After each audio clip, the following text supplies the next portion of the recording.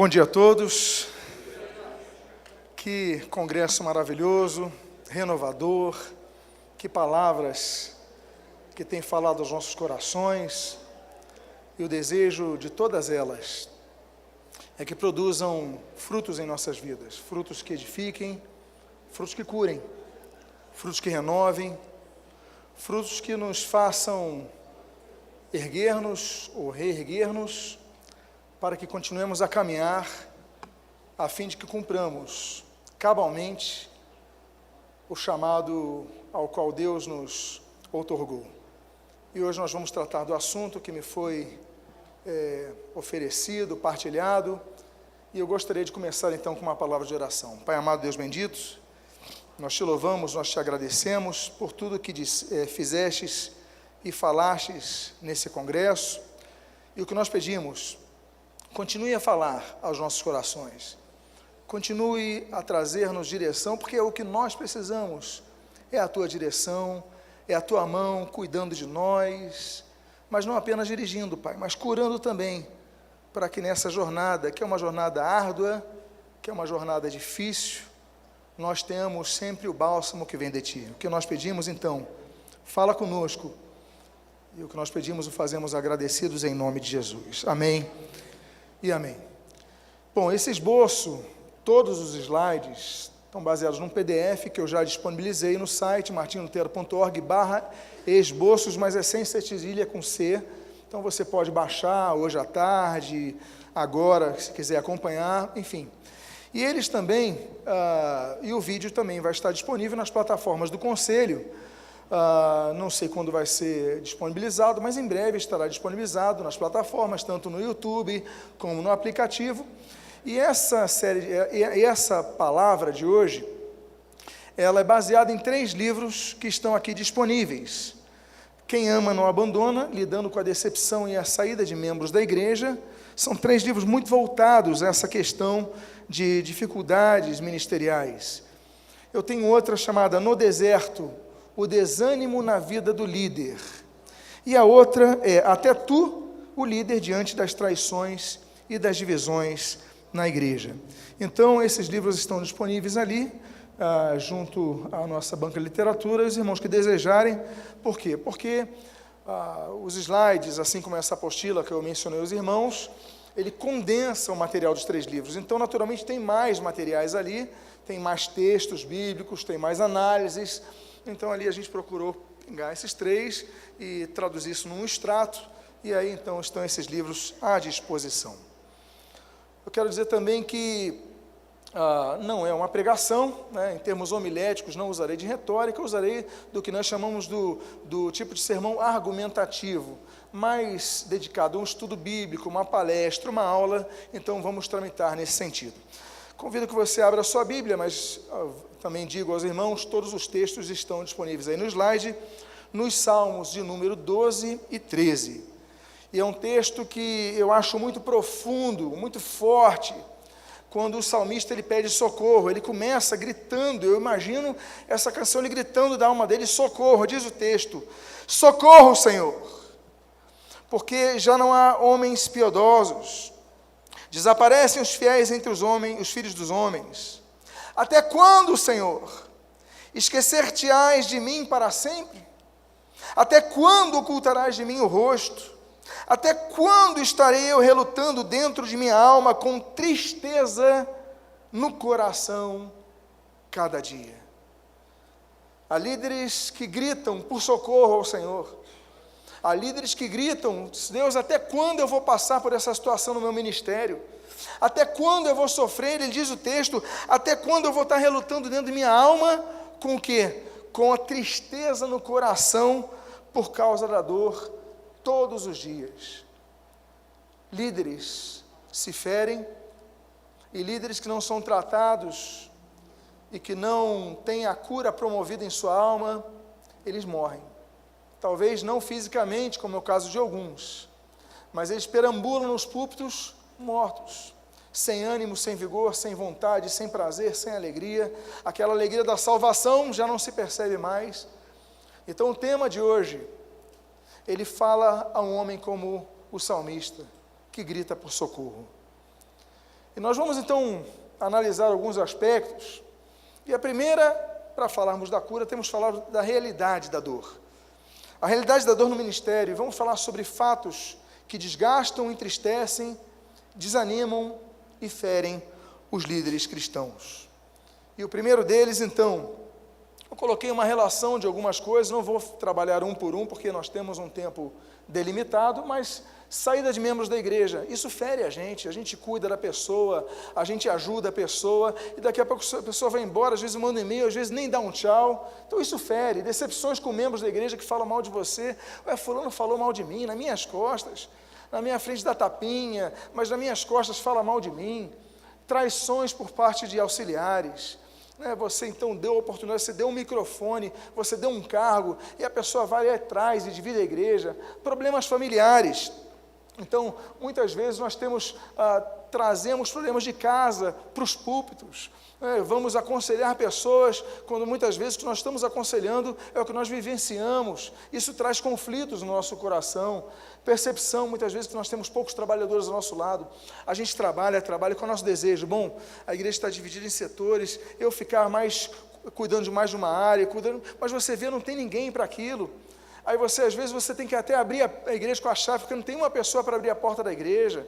Não tem um diácono, você às vezes tem um diácono pelo ofício, você consegue, mas a pessoa não tem responsabilidade, não chega, não ajuda, olha, tem que ir embora, você é o último a sair da igreja. Isso traz tristeza ao coração dos líderes, porque vê que você não tem muitos trabalhadores, falta de reconhecimento do trabalho ministerial. Então você trabalha, você dirige uma juventude, você é um pastor auxiliar, e você não recebe um obrigado, um reconhecimento. Então às vezes daí traz dor na sua alma, crescimento da igreja abaixo das expectativas. Poxa, eu estou trabalhando, a igreja não cresce, e poxa, quando eu olho assim um álbum de fotos, você olha um álbum de fotos antigo, você vê, poxa, a igreja estava mais cheia do que está hoje, o que aconteceu? Eu estou andando justo, que nem Jó, por exemplo, quando ele argumenta, o que eu estou fazendo de errado? Deus, eu ando reto nos seus caminhos, por que eu estou passando por isso? Então a gente não entende por que a igreja não está crescendo conforme nossas expectativas. Ressentimento por causa da grama do vizinho, isso foi falado hoje de manhã. A gente fala, poxa, meu vizinho não prega a palavra que eu prego, não expõe as escrituras como eu prego, não tem uma vida santa como eu prego, o sujeito não faz nada, e a igreja dele está cheia, a igreja dele está lotada e a minha está vazia, a minha não cresce. Então você fica ressentido quando você fica olhando a grama dele mais verde que a sua. Então, tudo isso vai trazendo e acumulando tristezas no nosso coração, dificuldades financeiras.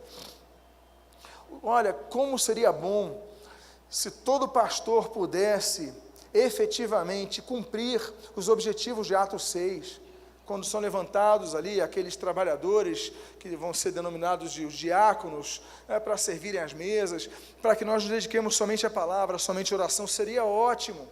Mas isso nem sempre é possível.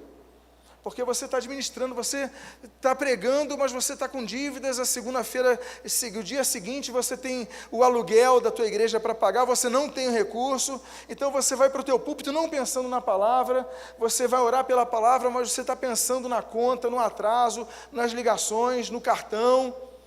Então tudo isso traz desgaste, e o desgaste interno, e vai trazendo tristeza nos corações. E a gente vai entendendo o salmista, socorro, Senhor, até quando eu vou sofrer por isso? Até quando eu vou passar por isso? E a nossa grande questão é até quando? Foi falado hoje da resposta não de Deus para o apóstolo Paulo sobre o espinho da carne, agora há poucos minutos, irmãos lembram? Porque Deus pode responder não, como respondeu a Paulo sobre tirar o espinho da carne, como respondeu não, por exemplo, Davi, quando seu filho está doente, ele pede a cura para o filho, e Deus responde não, o filho morre. Deus pode responder sim, como 1 Reis, capítulo 18, quando Elias ali clama ao Senhor, e naquele altar encharcado desce fogo do céu. Deus também responde sim, ou pode responder, a terceiro tipo de resposta é a do Salmo 40, Deus pode responder, aguarde, espere, ainda não é o tempo.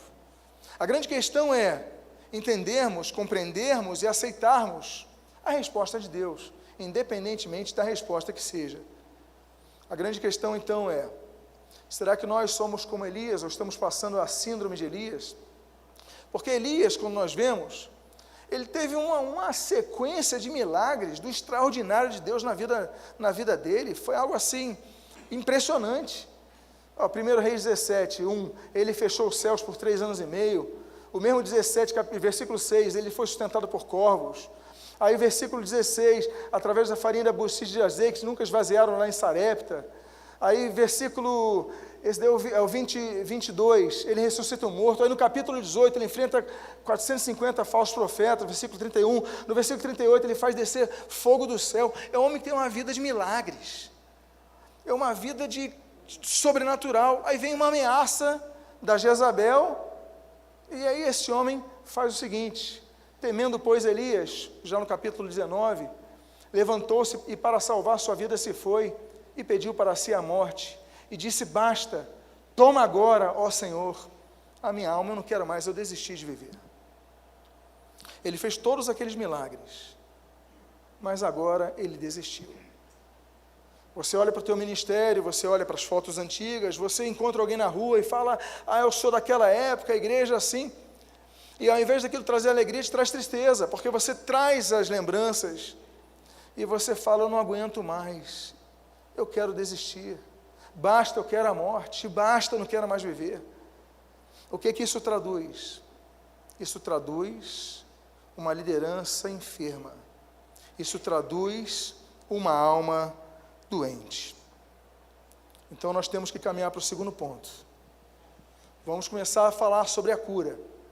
Mas a cura nem sempre é um remédio que você toma, que em 15 minutos traz o seu efeito. Você fica curado, não é uma injeção que resolveu o problema. A cura, muitas vezes, é um processo que exige de nós que passemos por etapas.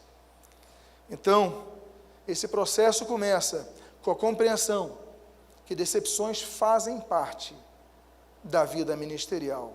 Você não foi sorteado, eu não fui sorteado, todos nós devemos entender. Por quê? Porque o Senhor Jesus falou sobre isso. Em primeiro lugar, então, faz parte do serviço ministerial passarmos por problemas. E antes que você diga: está amarrado, eu não aceito isso, é o Senhor Jesus que disse isso. É o que está na palavra de Deus. O Senhor Jesus diz ali, aliás, o apóstolo Paulo vai dizendo: mas o Senhor lhe disse: vai, porque este é para mim um instrumento escolhido para levar o meu nome perante gentios e reis, bem como perante os filhos de Israel, e eu lhe mostrarei quanto lhe importa sofrer pelo meu nome. Ou seja, Deus vai nos enviar pessoas, e o sofrimento pelo nome dele faz parte do ministério, faz parte. Nós devemos entender que essa é uma realidade que é exposta nas Escrituras Sagradas. O segundo ponto é: esteja consciente de que pessoas mal intencionadas serão inseridas no meio do rebanho. Atos capítulo 20, a Bíblia diz: eu sei que depois da minha partida, entre vós penetrarão lobos vorazes, que não pouparão o rebanho. Portanto, vigiai. E depois eu vou trabalhar nessa palavrinha, vigiai. Mas, por ora, é o fato. Olha, eu vou sair, eu vou para os locais, eu vou pregar o evangelho, mas depois que eu partir, vão entrar pessoas mal intencionadas na igreja. Em nossas igrejas entram pessoas que nós não conseguimos sempre discernir, porque entram sorridentes, entram amigas, e esse é um problema, o endurecimento do nosso coração, que eu vou trabalhar daqui a pouquinho sobre isso. Você vai ficar desconfiado, você vai ficar numa situação que você não vai confiar em ninguém, e nós não podemos entrar nessa armadilha. Mas isso é o que o nosso coração vai trazendo a lume, vai nos apontando. Então, faz parte do ministério. Humilhações, incluindo a fome. Não estou falando a mendicância do Salmo 37, não, a gente vai ver um justo mendicar o pão, mas, espera aí, fome nós vamos passam, e não digo apenas a fome de alimento, do pão que está na mesa, não digo isso, mas é a necessidade de algo para que você se sinta mantido com energia, com força. O alimento é o que promove energia, é o nosso combustível, que gera combustão interior, você vai ficando fraco, vai ficando desanimado. Mas isso faz parte do processo que Deus permite que nós passemos no ministério. O Senhor Jesus, quando ele fala ali naquela tentação do deserto, Mateus 4, Lucas 4, Jesus fala ali que nem só de pão viverá o homem. Jesus, ele vai usar para combater Satanás textos do Antigo Testamento. E esse do pão, ele vai citar o Deuteronômio, capítulo número 8, que esse está aí. Mas olha o que diz o contexto do nem só de pão viverá o homem. Diz assim: recordar-te-ás de todo o caminho pelo qual o Senhor, teu Deus, te guiou no deserto estes 40 anos. Olha só, para ti, o que diz o texto? Para o quê? Deus levou o povo dele para ser humilhado? Não sou eu que estou dizendo, você está lendo. Deus conduziu. Porque às vezes, pessoal, eu estou sendo humilhado, eu saí da direção de Deus, nem sempre. Porque o texto diz, olha, Deus te guiou no deserto, não é o que diz aí o texto? Para te humilhar. Então Deus, mas eu não vou ser humilhado porque eu sou filho do rei, eu já ouvi essa expressão. Meus amados, Deus é Deus, Ele faz o que quer, Ele é soberano. Então Deus muitas vezes nos leva um caminho para nos humilhar, sim, para que possamos descer do nosso altar, do cabedal onde nos colocamos, para que nós baixemos um pouquinho o nosso orgulho, como foi falado aqui. E Ele diz, para te humilhar, para te provar, para saber o que estava no teu coração, se guardarias ou não os seus mandamentos. Aí ele reitera o texto da humilhação, ele diz assim, ele te humilhou e te deixou ter o quê? Fome. Amados irmãos, o maná, uma vez por dia, ali descia, no orvalho do dia, a Bíblia diz que tinha aquele formatinho de pão, era branco, a Bíblia diz que tinha gosto de mel, ou seja, era um pouco de pão doce, mas isso não sustenta a pessoa totalmente. Se você comer pão todo dia, é um milagre aquele sustento de Deus. Foi um povo que chegou magro, as gerações que cresceram baixas. Os filhos não têm os nutrientes necessários, mas Deus ia suprindo o necessário para viverem. Mas ele diz ali, olha, ele te humilhou, te deixou ter fome e te sustentou com maná, que tu não conhecias, nem os teus pais conheciam, para te dar a entender. Agora entra o contexto que Jesus vai usar, que nem só de pão viverá o homem, mas de tudo que procede da boca do Senhor viverá o homem. Então Jesus usa isso num período de jejum de 40 dias, que Jesus também está passando por fome, porque todo mundo que Jesus jejua passa por fome, mas ele começa a falar, olha, mas ainda assim, nós devemos olhar as coisas que estão além do que está em nossa frente, porque Deus nos sustenta. Então, o primeiro processo que nós mencionamos é a compreensão de que faz parte do ministério. Agora, eu digo aos irmãos, ainda que estejamos no deserto, Deus nunca nos abandonará na nossa missão. O texto que todos conhecem, Josué 1:9, eu não te mandei eu, ser forte e corajoso, não temas, não te espantes, porque o Senhor teu Deus é contigo, apenas em Canaã, apenas em Gósen, não, por onde quer que andares. O que nós precisamos? O que nós precisamos é da presença de Deus. É isso que nós precisamos.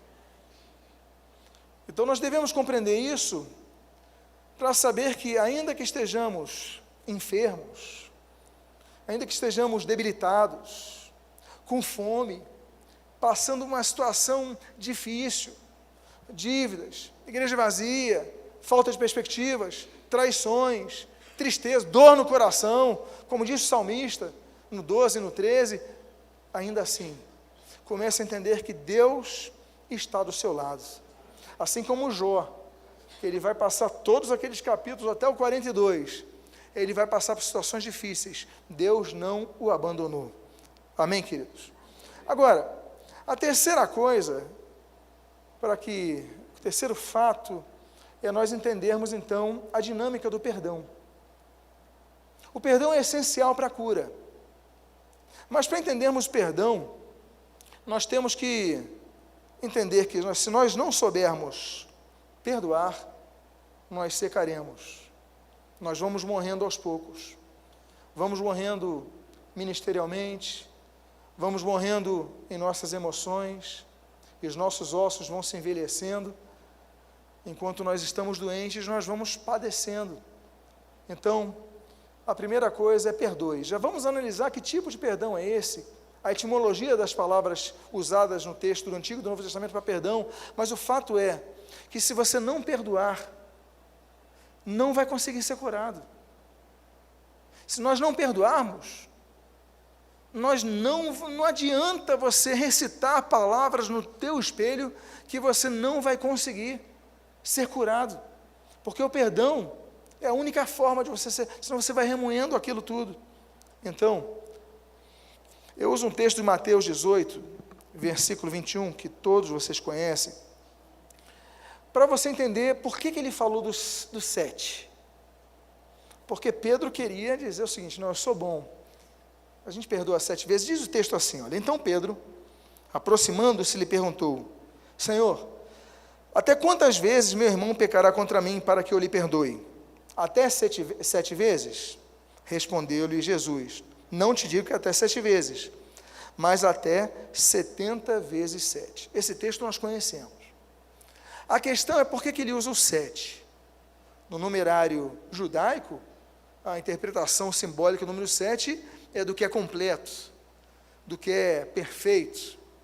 Mas na concepção judaica de perdão, os judeus eles tinham uma concepção diferente, porque o máximo do perdão era 3 vezes. Eu uso 2 textos da literatura judaica. Um é a Mishnah, a 862, que está na Teshuvá. Olha o que diz o texto, que os rabinos usam até hoje. Os judeus só perdoam até 3 vezes. Ele diz o seguinte: se o homem pecar a primeira vez, eles o perdoam. A segunda vez, eles o perdoam. A terceira vez, eles o perdoam mais. Na 4ª vez, não o perdoam, de acordo com Amós 2,6 e Jó 33, 29. E de fato, não tão explicitamente no texto de Jó, mas no texto de Amós, esse texto do capítulo 2, é muito explícito, mas Deus está falando dos juízes, que se vendem as suas sentenças por um par de sandálias, por um prato de qualquer coisa ali. Deus profetizou, nesse mesmo capítulo 2, só que no versículo 1, contra Moabe, aí no 6, contra Israel. Mas o fato é que eles pegam isso e dizem: não, o judeu que segue a lei mosaica não perdoa 4 vezes, perdoa 3.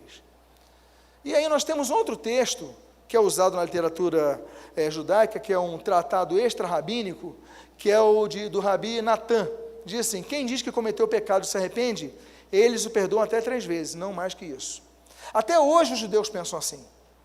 Até hoje não existe isso do judeu. O judeu não entende a concepção de Cristo em relação ao perdão. São 3 vezes. Se a pessoa é a 4ª, não tem mais nenhum perdão. Pois bem, ciente disso, Pedro fala: eu vou chegar e vou falar com Jesus. Não, Jesus, não vou falar de 3 vezes. A gente deve perdoar 7, ele queria até chegar a um ponto. Jesus, não, 7 não, 70 vezes 7. O que Jesus estava querendo dizer? Perdoar de maneira infinita. Perdoar sempre.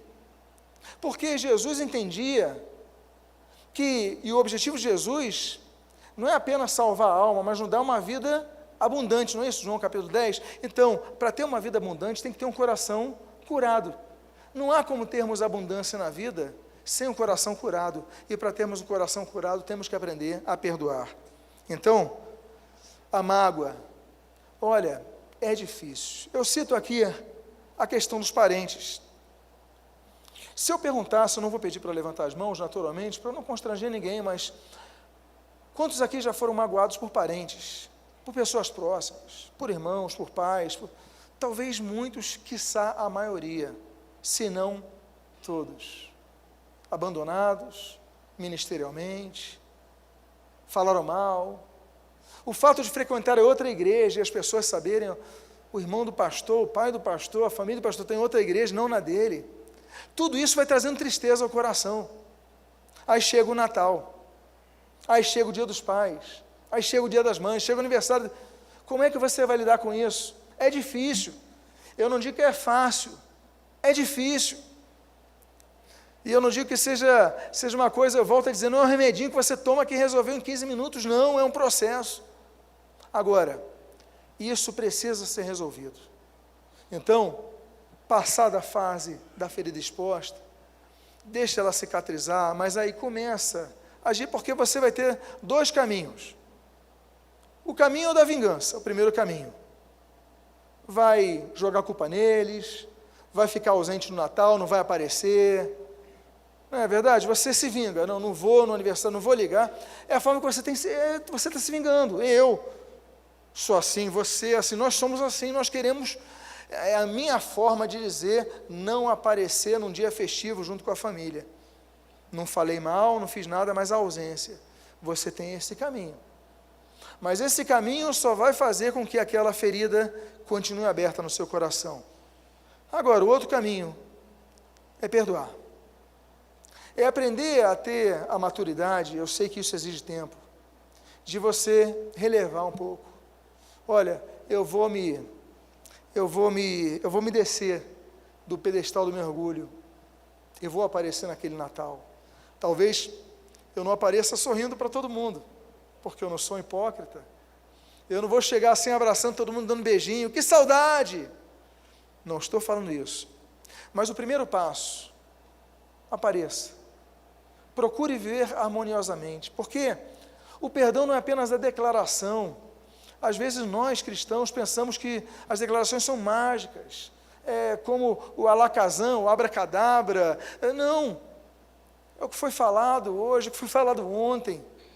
Tem que ser um gestual que começa no coração. A boca fala do que está cheio do coração, então começa aqui dentro. Então nós vamos ali, vou estar presente, e você vai começar a ultrapassar aquelas barreiras que eles criaram, que você criou, e que ficaram intransponíveis. Dê o primeiro passo, porque assim você começa a viver. Assim você começa a ser curado para viver. Agora, o texto é óbvio, assim nós podemos ir para o céu. Porque uma das coisas mais incoerentes é o pastor nos usufruir da eternidade ao lado de Deus, pregando para tantas vidas. Porque se não houver isso, Deus não nos perdoa. Não é isso que diz a oração ali do Sermão do Monte? Mateus 6,12? Olha o que diz: perdoa-nos as nossas dívidas, assim como nós temos perdoado aos nossos devedores. Esse termo assim é correlacionado. Olha, tu vais me perdoar, as minhas dívidas são muitas. Nós temos muitas coisas erradas que devemos ao Senhor. Perdoa-nos, assim como nós perdoamos os nossos devedores. Ou seja, eu quero ir para o céu. Você quer ir para o céu. Mas para isso nós precisamos aprender a perdoar. E eu digo para vocês, aprender a perdoar parente é muito difícil. Aprender a perdoar aquele que te trai é muito difícil. Mas é dos dois caminhos. É o único que nos leva à cura completa que nós precisamos. Amém? O verbo perdoar, ele é usado por 157 vezes na Bíblia.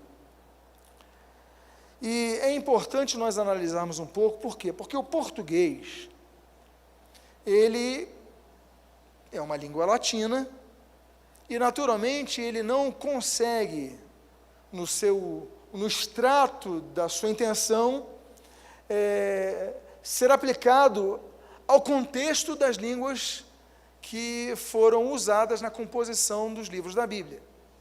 Então, até porque tem a questão cultural, a questão gramatical, mas o pensamento judaico de uma palavra, ela traz outros pensamentos, assim como o do mundo greco-romano, por exemplo. Então, a gente fala assim, por exemplo, em relação ao grego, nós temos a palavra amor. Não é verdade? Hoje foi usado o amor ao dinheiro. Aí eu fui ver ali qual era o texto do amor ao dinheiro. Será que era o agape? Aí não, ali era o philos. Então é amizade ao dinheiro. Fazer amizade, colocar, você não é o agape. Então é importante, aí nós temos 4 palavras para amor.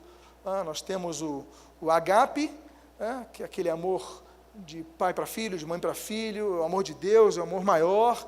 Nós temos o philos, que é o amor de amizade, de caminhada, de consideração. Nós temos o eros, que é o amor sensual, de atração, e nós temos o storge.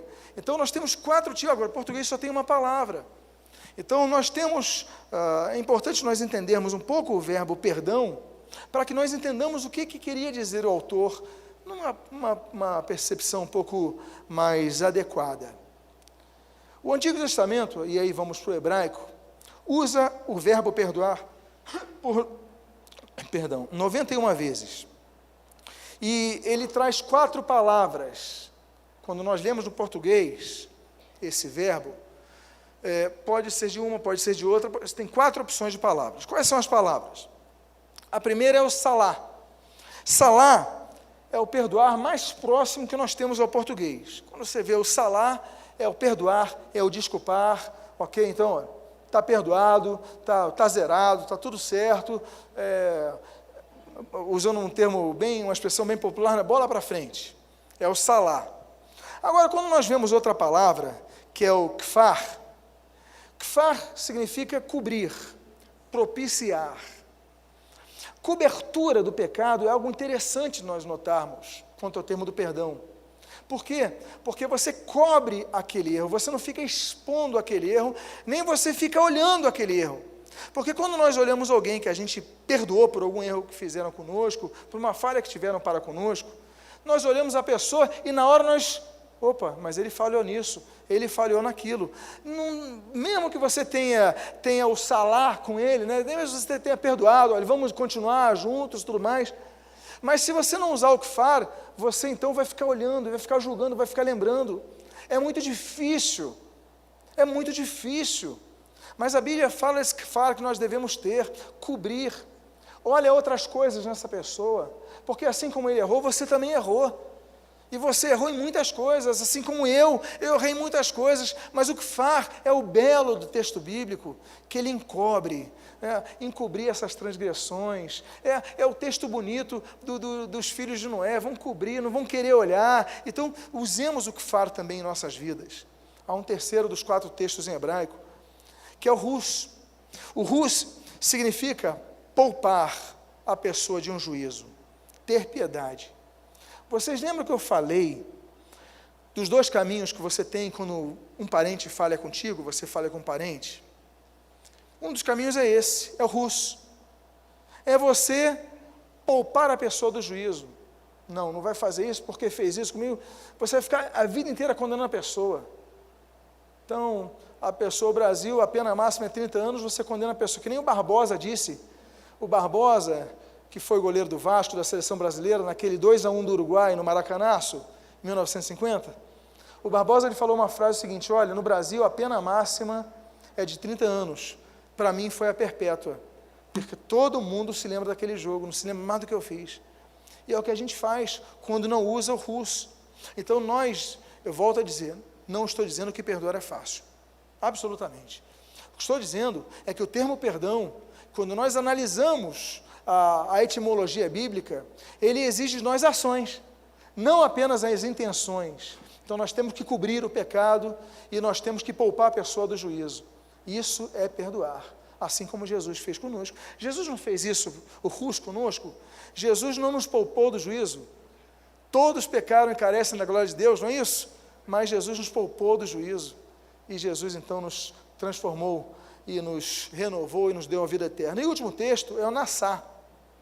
Nassá, como você pode ler aí, significa carregar para levar embora, aguentar, suportar, aceitar. Geralmente, o termo nassá é muito associado às ações de Deus para conosco. Por quê? Ele nos carrega, ele pega o nosso pecado e carrega, ele leva embora, ele tira. É usado, eventualmente, para tirar o lixo da casa. Você pega e você nassá, você retira o lixo dali, porque se o lixo fica, vai ficar com mau cheiro, vai atrair moscas, com isso vai atrair doenças, não é isso? Vai atrair morte. Ou seja, você tira o lixo, você limpa a casa, carrega embora o nassá. É o que Deus faz conosco. não é apenas o texto de Miqueias, mas outros textos que Deus vai levar para longe os nossos pecados. Então, o perdão é um processo difícil.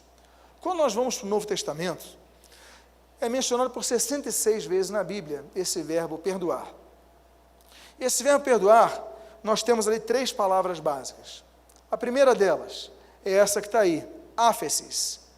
Áfesis é quando você livra alguém da escravidão. Volto a dizer, naquela época, no mundo greco-romano, havia escravos. Os escravos pertenciam às pessoas que pagavam por eles ou conquistavam numa guerra o direito sobre eles. Bom, o que é o áfesis? Olha que coisa interessante. Áfesis é quando você vem a trazer a remissão à pessoa daquilo. Ou seja, você não vai pagar mais por isso, você está livre. Tanto é que se você entender o que é perdoar, eu acho interessante o texto, por exemplo, de Atos 3,19, seja batizado para o perdão dos pecados, áfesis, ton amartion, que diz ali no grego, áfesis é usado para aquele que se arrepende dos pecados, ou seja, o arrependimento, ele faz com que a gente não pague o preço. Nós somos, para remissão, nós somos pessoas que somos perdoadas por Deus, mas nós queremos esse perdão, precisamos do perdão, mas olha que coisa difícil, temos que exercer isso com os outros. E o termo usa esse texto áfesis, desculpe, eu mudei aqui. Um outro texto grego, que você pode ler aí, é o afime, que significa levar embora. Lembra o nassa no hebraico? É o correlato no grego, levar embora. Tira da tua sala, tira do teu quarto, tira da tua casa, essa condenação para aquela pessoa, e leva embora, leva para longe. Por quê? Porque isso é perdoar. Perdoar, então, não é ficar olhando para a pessoa, condenando a pessoa a vida inteira, até pena perpétua, não, porque aí você não perdoou. É tentar começar a olhar coisas boas na pessoa, é começar a pensar que a pessoa, ela errou, assim como você, mas ela pode produzir coisas boas. Nem sempre é um mau caratismo, nem sempre o diabo usou como usou Pedro, mas Pedro ainda foi usado depois. Aí você lê Atos 2, aí você lê Atos 3, aí você vê o ministério de Pedro, um homem que traiu Jesus, foi citado ontem, a questão do olhar. Jesus não falou nada, ele só olhou, Pedro então ficou, mas depois veio perdão e foi muito usado por Deus. Então, o verbo perdoar é muito importante. E o outro texto é esse daí, carizomai. Aí você lembra de carismata, né? Carisma, o dar, o dom, o presente, fazer um favor, ser generoso. Olha, o que é o perdão? É o carizomai. É o ser generoso com a pessoa. A pessoa merece? Não. Ela merece o juízo, merece a condenação, não merece. Mas você vai usar do carizomai para ela. Lembra que a palavra graça vem de caris, né? Carisma, carismata, os dons espirituais. A gente não merece nada disso, a gente não merece, por isso que nós falamos, somos salvos pela graça, porque não merecemos, é a graça de Deus. E a mesma palavra, carisma, o mesmo verbo que é usado que nós devemos dar para os outros. Ou seja, como se nós disséssemos, Senhor, você não merece, mas olha, eu abro mão de te julgar, eu abro mão de te condenar, mas se houve arrependimento no coração da pessoa, se a pessoa demonstrou isso, olha, perdoa. Sabe quem vai ser o mais beneficiado com isso? Não é a pessoa, é quem? É você, quando você fica mais leve no teu coração. Aí vamos à terceira parte, a próxima parte da cura, que é guardar o coração. Não é fácil, não é fácil. O coração do líder, ele se machuca muito. Vocês lembram quando nós abrimos aqui, colocamos uma lista de coisas, dentre outras, que trazem tristeza ao líder? Traição, ingratidão, condenação, tantas coisas. Mas se o coração do líder se endurecer, ele vai ter um problema. Vai ficar muito pesado o fardo que você vai carregar. Porque muitas vezes você vai se tornar um profissional do púlpito. Você vai se tornar uma pessoa que está pregando o que você não vive. É difícil. Quantas vezes nós fomos para os púlpitos assim, com conflitos internos? Nós fomos, pregamos, Senhor, que eu seja o primeiro a ouvir a tua voz. De quantas vezes você pregou naquele púlpito para você mesmo? Uma coisa você tem que entender, é que você tem que estar aliviado no seu coração desse fardo, porque é muito difícil carregar esse fardo. Vai ficar muito difícil. O texto que eu coloquei ali é um texto muito interessante que diz assim: sobre tudo o que se deve guardar, guarda o coração, porque dele procedem as fontes da vida. Natsar, no hebraico, é um termo que era usado para o carcereiro. Eu sei que nós temos um irmão aqui que trabalha com isso. É o natsar. É o vigiar para que não haja fuga. Uma outra tradução é confinar. Deixa preso e não deixa escapar. Olha o que diz o texto. Você tem que natsar o seu coração. Você tem que guardar o teu coração, e aí eu vou pegar o sentido positivo da prisão, porque a prisão não tem um sentido positivo em si, mas você tem que guardar de tal forma que o seu coração não se endureça, não deixe de bater, não perca aquela sensibilidade. Então guarda tudo que você tem que guardar a família, tem que guardar o reino, tem que guardar o dinheiro, os tesouros do templo, tem que guardar tudo, o teu exército, tem que guardar tudo no reinado. Peraí, mas tudo que você tem que guardar, Salomão, você tem que guardar, em primeiro lugar, o teu coração, senão você vai se endurecer. Aí você pode ter tudo, e você vai ser uma pessoa seca nos púlpitos. Aprenda a se preservar. Uma das formas de nós guardarmos o nosso coração é de ações, que nós usemos ações que sejam prévias. Nos precavamos, nos antecipemos. Então, uma delas, por exemplo, aqui eu coloco algumas delas. Ainda que seja atingido, em primeiro lugar, entenda o que o Senhor Jesus falou. Se você for afetado, o seu rebanho vai ser afetado. Muitas vezes o rebanho está doente, porque você está doente. Não é isso que Jesus falou? O texto de Mateus 26, 31 diz assim: ferirei o pastor, claro que eu estou falando aí da crucificação, mas estou aplicando o contexto da expressão, e as ovelhas do rebanho ficarão dispersas. Olha, quando nós somos feridos, nós ficamos mais enrijecidos, e nossas ovelhas sentem, e às vezes elas começam a replicar nossos sentimentos, começam a fazer a mesma coisa, começam a agir da mesma forma.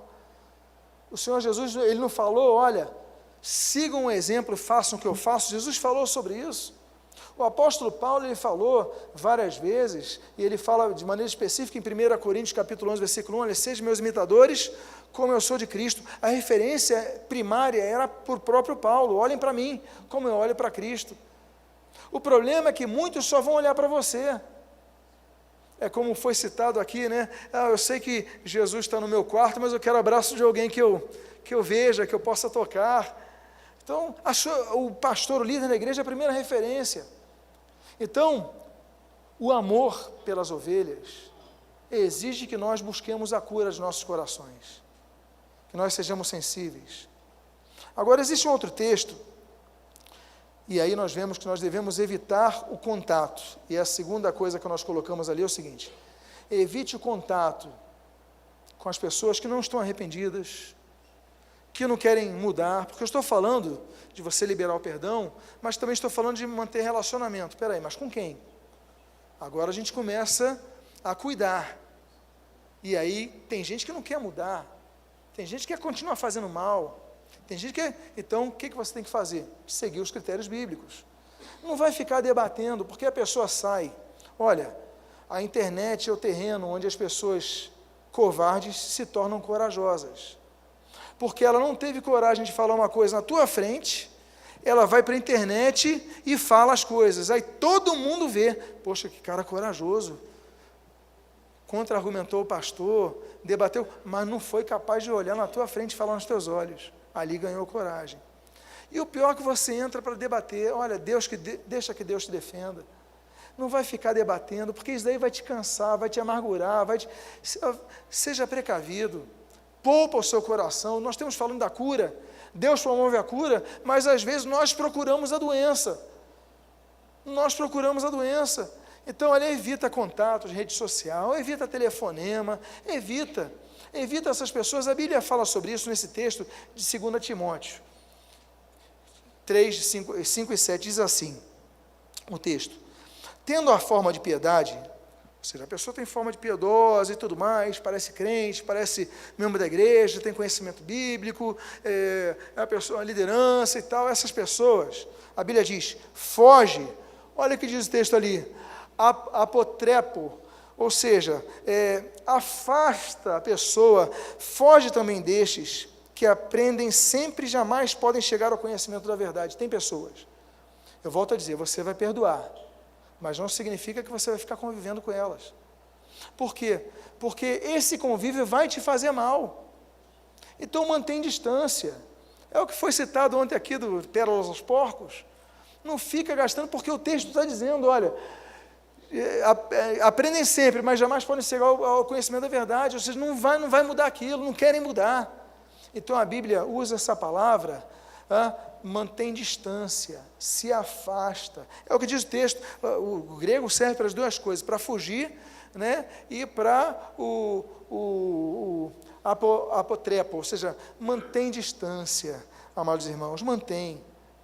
Apó, em grego, que é a primeira sílaba ali, é de fora. Daí vem apocalipse. O termo apocalipse vem de calipto, escondido, apó, de fora. Ou seja, o que é apocalipse? Mostrar de fora o que está escondido, revelar. Não é isso? Então, apó é mantém distância. Não fica guardando, não fica, olha, siga a tua vida, porque tem pessoas que são âncoras no seu navio ministerial. Então aprenda isso, é o que diz a Bíblia. Outro conselho é o de, ali eu não coloquei ali, ok, mas vou citar esse texto aqui. Mandamos, porém, irmãos, em nome de nosso Senhor Jesus Cristo, que vos aparteis de todo irmão que anda desordenadamente e não segundo a tradição que de nós recebeu. Temos que manter distância. Então, perdoar é uma coisa, conviver é outra. Aprenda isso, exerça isso, porque tem pessoas que não vão ser curadas enquanto mantiverem um relacionamento que é tóxico, que é nocivo, que faz mal. Não adianta você estar com o Césio 137 na tua sala e você não jogar isso para longe, que você vai ser contaminado pela radiação. Mantém distância. Claro, você não vai ficar cruzando o caminho, você não é mal educado, mas mantém distância. A pessoa te procurou, bom dia, seja educado, bom dia, pronto, mas não vai manter distância maior. Outra questão, evita ficar olhando a rede social quando você está doente. Você está enfermo, aquele cara saiu da igreja, vou ver como ele está. Aí você fica, aí o que você vai fazendo? Vai remoendo aquilo ali. Olha, sabe qual é o problema disso? É a ansiedade sua. Domine a sua ansiedade. Saiu, exclui, corta, bloqueia, até você ser curado. Depois de um tempo você está curado, você vai ver aquilo e nem vai perder. Agora você às vezes vai ver uma foto, vai ver um sorriso da pessoa, você vai ficar amargurado, vai perder o sono, vai ficar doente, não vai pregar bem, a igreja vai ser afetada, e aí a pessoa nem merece essa atenção toda que você está dando. Então aprenda a bloquear, aprenda a excluir, se preserva, preserve-se, porque você não pode se adoentar. Mantém distância, não é isso que nós usamos ali o termo do apó? Deixa longe, deixa separado, deixa de fora. Por quê? Porque você não pode se adoentar. Porque não merece isso, a sua doença. Jesus quer você ter uma vida abundante, você vai procurar, me permita um termo popular, sarna para se coçar. Fecho aspas aqui. Outra observação não use seu púlpito para ficar desabafando os seus traumas, porque tem gente que é assim, fica na rede social, fica vendo, vai amargurando, aí fica buscando informação, vai amargurando, chega no púlpito e solta tudo para a igreja não é sessão de terapia, eu vou falar sobre os conselheiros, vou falar sobre terapeutas, mas não solta, não descarrega na igreja, pensa no novo convertido, nem sabe que existe aquela pessoa. Às vezes você chega no culto e fala, não, porque fulano, aí você fala 1 hora dele, e o sujeito entrou semana passada, não sabe nem quem é, o que está acontecendo. Prega o evangelho para ela, use o teu púlpito para alimentar o povo. Talvez você compartilhe com algumas pessoas, a Bíblia fala para a gente marcar os lobos, né? O apóstolo Paulo mesmo fala, mas espera aí, mas fala para os mais experientes, compartilha, agora não pega o teu púlpito, não estraga a tua igreja, não piora a situação, edifica a tua igreja. Quinta parte, para a cura acontecer, volta a dizer, é um processo. Aí você guardou o coração, começou a exercer o perdão, volta a dizer, tem 7 palavras diferentes para o perdão, mas você começou a exercer, algumas são mais fáceis, todas são difíceis, mas algumas são menos difíceis, outras mais complexas, você começou a exercer, aí você começou a se precaver, agora prontos, agora eu vou buscar uma ajuda. Nós precisamos de ajuda. Nós precisamos de ajuda. Primeiro ponto, não se feche e não generalize. Não fique fechado para novas amizades. Por quê? Os traumas ministeriais nos fazem ter a tendência a endurecermos o coração. Aí você não confia mais em ninguém. Aí não levanta mais ninguém para ministério nenhum. Aí fala, não vou ordenar porque amanhã me trai. Aí não vou levantar uma igreja para ele conduzir, porque eu não vou botar no louvor, eu não vou botar no berçário. Aí você fica traumatizado e a igreja é prejudicada.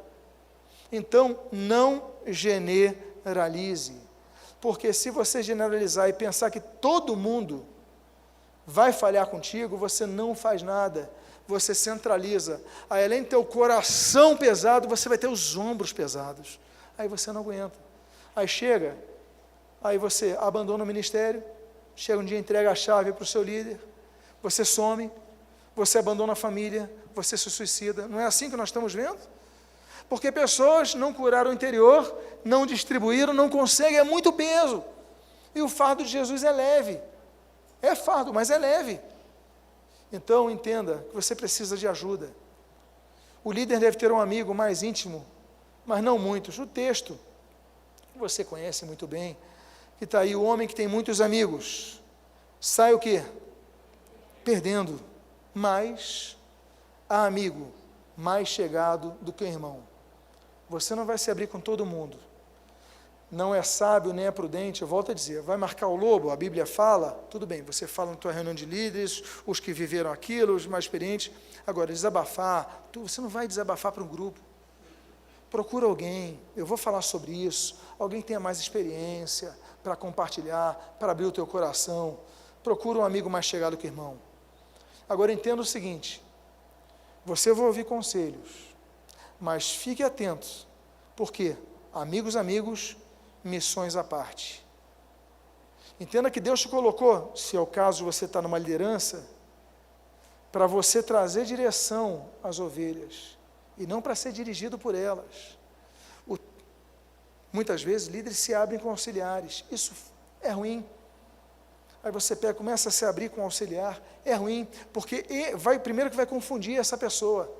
Essa pessoa, inconscientemente, vai começar a se colocar no mesmo nível que você, quando não acima de você. Aí daqui a pouco você colhe facção, traição, divisão. Por quê? Porque a pessoa te tratou como igual. Não, você é o líder na igreja. Você é o líder daquele ministério de jovens. Você é o líder. Então, peraí. Não compartilha tudo com quem está de baixo. Tem coisas pessoais que você não pode fazer, ainda que você queira. Vai fazer mal para a igreja. Não é prudente, não é bom. A Bíblia diz, nesse texto o seguinte, e é o texto de Neemias, capítulo 2, versículo 12 e 16, diz assim, então à noite me levantei, e uns poucos homens comigo. Não declarei a ninguém o que meu Deus me pusera no coração para eu fazer em Jerusalém. Não sabiam os magistrados aonde eu fora nem o que fazia, pois até aqui não havia eu declarado coisa alguma, nem aos judeus, nem aos sacerdotes, nem aos nobres, nem aos magistrados, nem aos mais que faziam a obra. Tem coisas que você não vai abrir com quem está embaixo. Nem os magistrados, olha, pessoas experientes, que ele trouxe com ele. Artaxerxes autorizou, ele levou, não, nem com eles. Eu não contei a ninguém, eu fui lá supervisionar Jerusalém naquela madrugada, mas eu guardei. Tem coisas que você não pode compartilhar com qualquer pessoa, ainda que você veja maturidade em alguns, mas em termos de igreja, você tem que ter muito cuidado. Eu vou chegar lá. Assim como o líder deve orar por seus liderados, o líder precisa que a sua liderança ore por eles. Olha que texto bonito de Paulo aos Efésios, capítulo 3, versículo 14 a 16, diz assim: por esta causa, me ponho de joelhos diante do Pai, de quem toma o nome toda a família, tanto no céu como sobre a terra, para que, segundo a riqueza da sua glória, vos conceda que sejais fortalecidos com poder, mediante o seu Espírito no homem interior. Então, olha, procura o seu líder, procura a sua liderança, é um primeiro conselho que eu dou. Compartilha, abre o teu coração para que ele ore por você. Ou seja, não é tudo para qualquer pessoa, não, aprenda a ter sabedoria, até no compartilhar. Outro texto, outra recomendação que nós gostaríamos de compartilhar, é que você deve estar atento no momento de lutas, para que novas pessoas surjam que possam te ajudar na cura. Olha que texto bonito, que nós vemos de 2 Coríntios, capítulo 7, versículos 5 e 6. Porque, chegando nós à Macedônia, nenhum alívio tivemos. Olha que coisa. Pelo contrário, em tudo fomos o quê? Atribulados. Lutas por fora, temores por dentro. Porém Deus, que conforme os abatidos, nos consolou com a chegada de Tito. Eu achei muito interessante, o Paulo disse, aqui esse compartilhar, a gente teve muito problema, mas Deus mandou alguém para nos trazer consolo, conforto. Às vezes é bom a gente sair do nosso quadrado, da nossa rotina. Você está no congresso, por que você veio a Águas de Lindóia? Por que você saiu do Rio, de Brasília, de São Paulo, da sua cidade para estar aqui? Por quê? Porque você veio ouvir pessoas de fora, pessoas com as quais você não convive, para que através delas viesse consolo à sua vida. O que eu acho mais interessante é o termo Tito. Tito, eu sei que o bispo já sabe a tradução, não há um parecer muito grande, mas Strong diz que Tito significa enfermeiro. Olha que coisa, Deus envia uma pessoa, cujo significado é enfermeiro, para trazer consolo ao coração deles. Que coisa bonita. Olha, eu vou enviar alguém, mas não vou enviar qualquer um, vou enviar um chamado Tito, porque ele vai ser enfermeiro da alma de vocês, vai ajudar vocês. E ali trouxe consolo ao coração de Paulo, trouxe consolo ao coração daquelas vidas. Então você procure ajuda, às vezes dessa maneira indireta, às vezes num culto. Olha, eu vou ali participar de outro culto, vou num congresso, o congresso, não é, vou fazer um esforço, vou estar lá, Deus fala comigo. Quando você vier, em qualquer congresso você vá, Deus fala comigo, e Deus começa a enviar os títulos para a sua vida, não é verdade? Deus vai pegando o título como enfermeiro e vai tratando da sua alma. Que coisa bonita que nós vemos aí.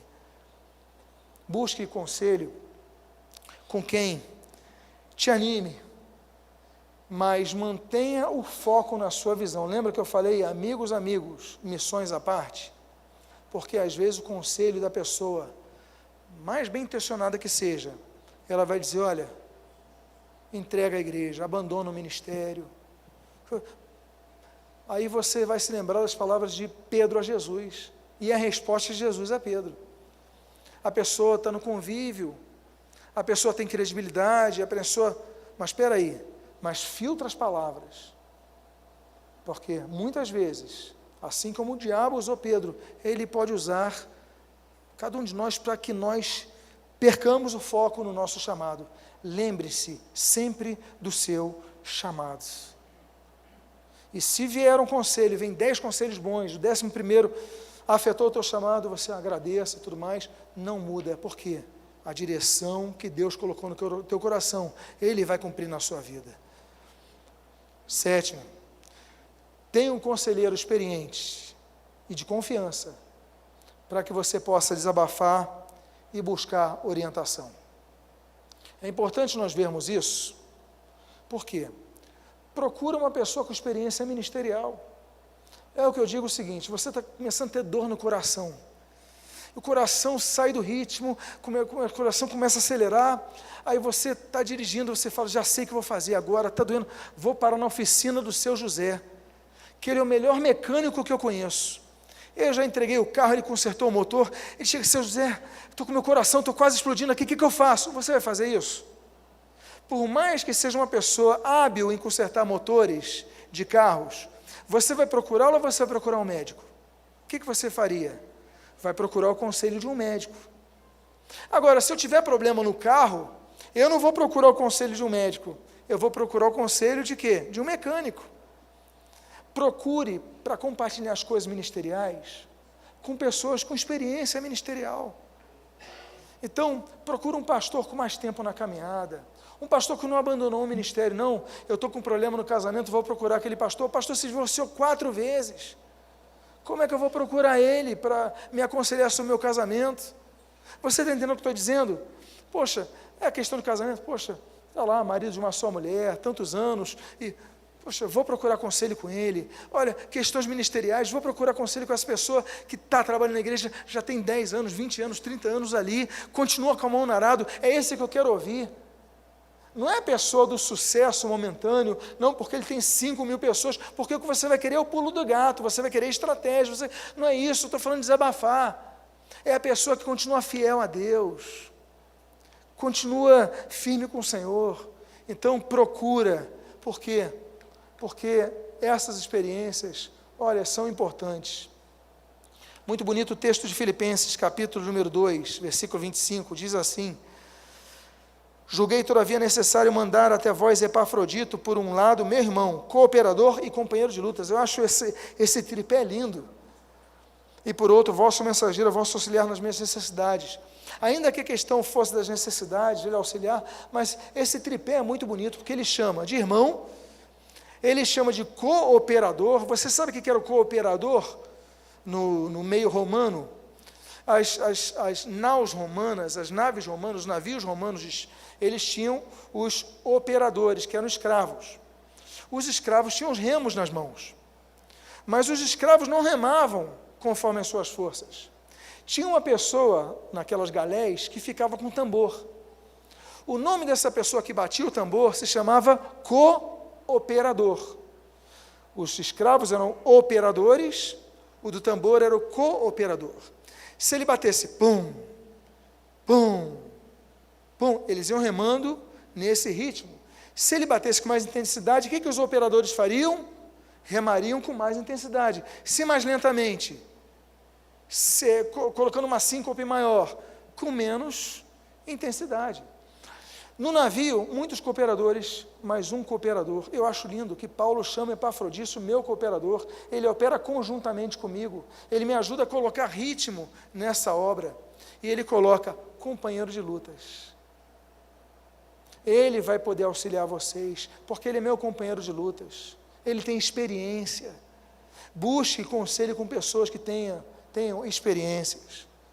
Outra opção é a dos pastores que são psicólogos. Porque o psicólogo, ele entende das nuances humanas que o pastor não entende. Ele entende Bíblia, ele entende das parábolas de Jesus, dos conselhos, das práticas, mas o psicólogo, ele estuda, ele muitas vezes vai entender que o problema que o pastor está vivendo não é o problema da igreja, da infância dele. O problema que ele está tendo com as suas lideranças é tratar os seus liderados como seu pai tratava. Ele, então, às vezes vai conseguir escavar pelos instrumentos que o psicólogo tem ao longo da vida, o que o pastor não vai conseguir. Claro, você não vai se abrir para um psicólogo que não seja. Agora, é importante você procurar ajuda. Se tiver psicólogos pastores, olha, essa pessoa tem 2 ferramentas importantes, mas não fique sozinho. E aí nós começamos para caminhar para a última parte da cura. Seja resiliente, levante a cabeça e siga em frente. Em primeiro lugar, lembre-se, todo líder de igreja perde membros. Jesus não perdeu só Judas. Jesus perdeu quantos discípulos que Jesus levantou?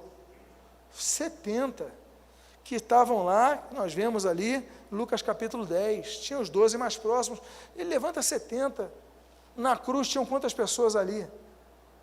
As pessoas abandonaram, Jesus perdeu os que curara. Eu fico pensando naquela hora, cadê os 10 leprosos? Cadê os que Jesus alimentou? Cadê? Não tinha ninguém. Então, líder de igreja, aprenda, perde membros. E aí nós vemos esse texto, muitos de seus discípulos, tendo ouvido João capítulo 6, 60, tais palavras disseram: duro é este discurso, quem pode ouvir?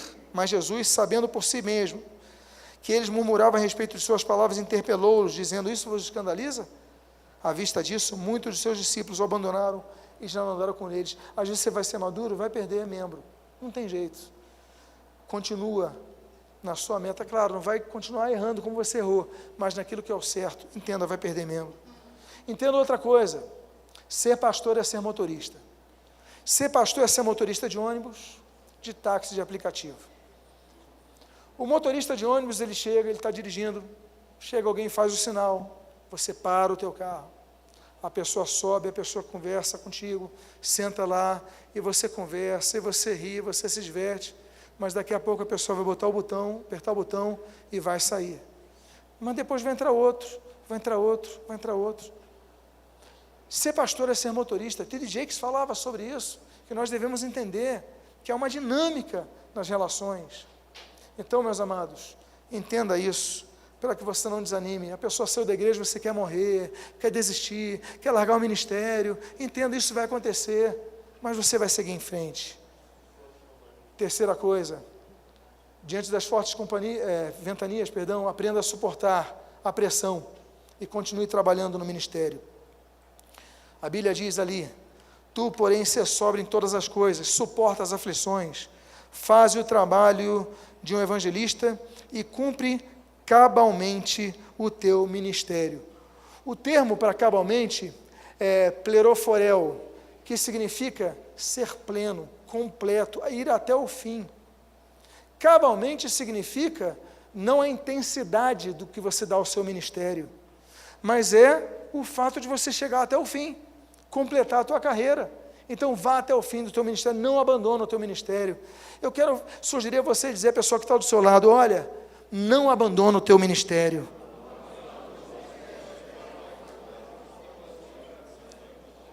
Eu faço uma pergunta: quem foi Eubulo? Quem foi Eubulo? Quem foi Cláudia? Cláudia é minha esposa. Quem foi Cláudia? Aí você lê o seguinte: somente Lucas está comigo. Toma Marcos e traz-me, pois é o último para o ministério. Eubulo te envia saudações. O mesmo fazem Prudente, Lino, Cláudia e os irmãos todos. Quando é que Paulo escreve isso? Você pode me dizer qual é o texto? Qual é a carta da Bíblia? É o quê? 2 Timóteo. Qual é o último texto que Paulo escreve na sua vida? 2 Timóteo. Paulo está para morrer. Paulo daí encerra a sua jornada nessa terra. A sua carreira é completada. Mas ele fala: olha, muitos me abandonaram, mas a Cláudia está comigo, o Eubulo está comigo. Então valorize os que estão perto de você. Você valoriza demais os que saem. Valorize os que continuam contigo. Valorize as pessoas. Valorize a Cláudia, valorize o Lino, valorize o Eubulo. Continue sonhando e fazendo projetos ministeriais. Olha, o texto todo mundo conhece. Combati com bom combate, completei a carreira e guardei a fé. Todo mundo conhece, não conhece isso? Ou seja, já encerrei. Aí você fala: agora ele só vai se despedir. O que ele continua dizendo no versículo 21? Procura vir ter comigo depressa, apressa-te vir antes do inverno. O que ele está falando? Olha, tem trabalho para fazer, eu vou morrer, mas vem logo para te passar as instruções. Ele não abandonou o ministério dele. Que coisa linda. Ele podia entrar numa situação: não, agora já era, já acabou, eu completei a minha carreira, guardei a fé, acabou. Não, vem logo para te passar a instrução, porque a obra tem que continuar. Então isso é lindo em Paulo, não é verdade? Ele olha para frente. Então, por mais que você tenha ferido, continua instruindo e levantando pessoas. E eu estou caminhando para a parte final, que não deixe levantar novos líderes. Depois de Judas, Paulo levantou Saulo. Depois de Barnabé e Marcos, Jesus levantou Saulo. Depois de Barnabé e Marcos, Paulo, levantou Silas. Abandonaram, largaram. Não deixe de levantar outras pessoas. Esteja consciente de que Deus, esse é o penúltimo versículo que eu trago nessa manhã, de que Deus não se esquecerá do seu esforço. O texto de Hebreus, capítulo 6, versículo 10 diz: porque Deus não é injusto para ficar esquecido do vosso trabalho. Presta atenção, Deus está falando contigo. Deus não é injusto para ficar esquecido do vosso trabalho. Não. E do amor que evidenciastes para com o seu nome, pois servistes, e olha só, ainda servis aos santos. Deus não se esqueceu de você. Continua servindo aos santos. Eu fiquei com 2. Continua servindo aos santos. Porque Deus não é justo para esquecer do teu trabalho. E eu finalizo. Eu teria mais coisas para falar, mas eu sei que vamos terminar por aqui. O texto que todo mundo conhece, mas quanto ao passado, resgate o que é bom e não aquilo que te faz sofrer. Lamentações 3, versículo 21, diz: quero trazer à memória, o texto hebraico é shub, aquilo que me traz esperança. Sabe o que é shub? Shub é restaurar, é trazer de volta a uma formatação nova, boa. Você, quando restaura um móvel, digamos que aquele móvel ficou velho, ficou sujo, o que o restaurador faz? Com que ele volte a ter, quando você olhar, ver coisas boas nele, não é isso? Olha, se você lembrar de alguma coisa de trás, resgata o que é bom. Muitos saíram, peraí, mas muitos eu levei para Cristo, muitos eu ajudei em Cristo. O meu desejo é que o Senhor cure a cada um de nós aqui, que sejamos objeto de cura, para que não tiremos a nossa mão do arado e olhemos para trás, mas que sigamos sempre trabalhando para a glória de Deus, a fim de cumprirmos cabalmente o chamado daqueles que nos confiou e nos legou tal nobre missão. Que Deus te abençoe rica e abundantemente em nome de Jesus. Convido você a ficar de pé, por favor. Glória a Jesus. Quero fazer uma oração. Pai amado, Deus bendito, nós te louvamos, nós te glorificamos, exaltamos o teu santo e precioso nome, Deus. Cura-nos, cura a nossa alma, que em nome do Senhor Jesus possamos olhar para frente, entendendo que tu não nos abandonas, que possamos trazer à memória aquilo que nos traz esperança, reavivar, renovar, resgatar, restaurar. Sim, quantas coisas belas fizeste por nós. Por quê? Porque tu estavas presente. Cura o nosso coração, abençoa a nossa vida, fortalece a nossa alma. E o que nós pedimos, Deus, nós o fazemos agradecidos em nome de Jesus. Amém e amém. Que Deus te abençoe rica e abundantemente. Esses 3 livros estão ali na recepção. Se você desejar, todos os slides lá estão também. Que Deus abençoe em nome de Jesus.